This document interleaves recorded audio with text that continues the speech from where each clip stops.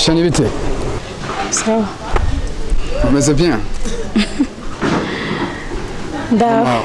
Nitwa Sharo wa Kijiji. Shani ndibaza gitumira guhagaritsa sikindi nakubwiye vraiment.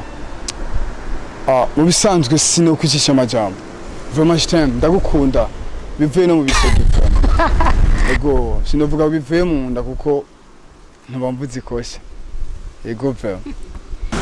Ubu wowe wiravye kandaba ubona je nadukwiranye. Chevre mu mumenga turi inzobe twesi. Ego, n'icyo. Sa? Ego. Sikoshani ntahura vraiment. Bega wowe nugutahura gute? Umviriza ndakubwira.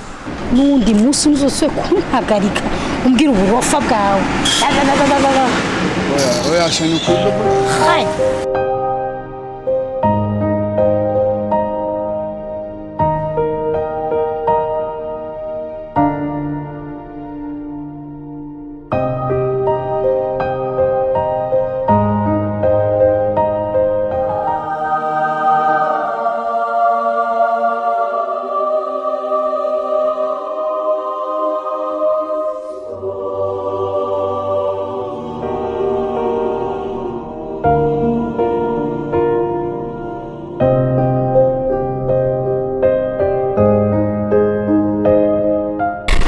Даруш ndashaka kuzihaza. Wari muri sport?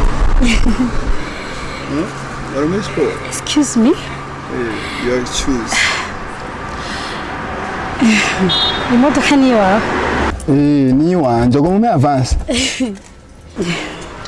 Bagomba kutangira umwana. Oya. Urashaka uma lift? Lift? Yo, mwamarenge nywe kwe. Okay, njye. Ichino, chinimbe.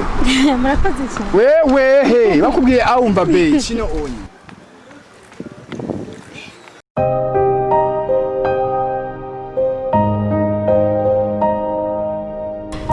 Turakoze cyane uko uragize ikintu ciza. Wakoze nawe, sha wakoze nawe.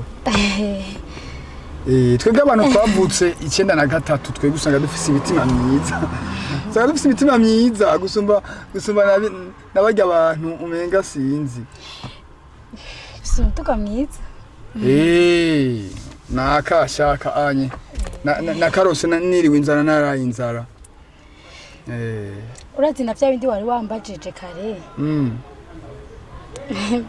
Ndashaka kwishura bunyene canke nzakwishura cyo mu gatondo. Oya bijya anye ivyimbwa biribwa n'imbwa nyene. Siko? Ivyimbwa biribwa n'imbwa nyene. Hama rero ndabwira iki. Oya ariko gusanga izuba ryaka. Urumva izuba ryakubisima ka mu gihori hori. Mu bwonko nyene. Asi ntiyari jene kundoyishura n'ukuri. Ntiyari wewe. Mbabarire n'ukuri. Hama rero shani. N'ukuri ingira nasi naguheri turashobora gusohoka ukagenda. Sohoka kana kaguze niriwe inzara. Naguze niriwe inzara, nakaguze niriwe narayubusa. Sohoka hanze sha. Uti sohoke? Sohoka. Leave me alone. Mbisa. Shaka ugumye. Shaka ngumye. Wa mukobwa so uri simba rubebe. Tugenda nacumatse.